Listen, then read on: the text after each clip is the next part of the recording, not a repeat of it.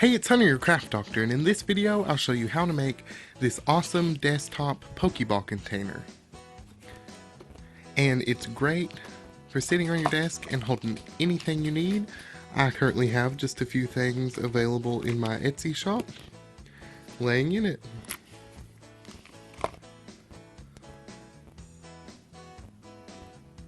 So take your Christmas bulb and you'll need to cut off this little neck right here, and then you'll need to find the center. And to do that, you can take a piece of string and you'll really just have to eyeball it across the center. And then you can take an X-Acto knife, it's really flimsy plastic, most ornaments are, and cut it right in the center. Then take red and white spray paint and spray paint the inside. And then you should have something that looks like this, from this to this. And if you spray the inside, the outside will still have that really glossy sheen, and it'll look good. And or put the white on the bottom of the neck, since this will be sitting down on the wood. And when you set it, it should close. Also remember that when you cut, leave a small part right here at the edge. You can see where I marked mine in green down here. That will be a place that you'll have that'll keep the two parts together, and you'll know for certain that the way you cut it, if you messed up, it will shut and be perfect. But you can see I marked mine in green. And then you will need some hinges. I got mine at Ace. And even though this is plastic, the hinges work great. And you'll just screw it in, mark off your 4 little dots, and then take a small screw or screwdriver and screw it in. And then from the inside, cut your little slit that you left. Cut it open so the hinge can see through, and your Pokeball will open and close freely. And then also in this project, we will be using, well, the top that I'm using is Air Dry Crayola Model Magic clay. And I will be taking just a small piece and putting them over the screws, so when I open it I won't be poking my fingers.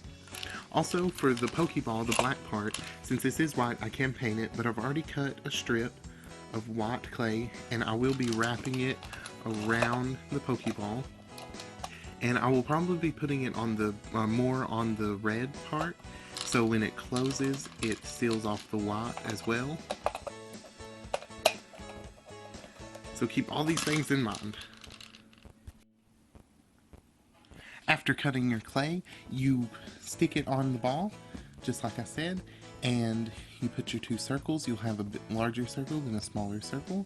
Once it's dry, you can start painting it, and the colors you'll need are black and white. You can choose not to paint the smaller circle white, but I'm going to give it another coat.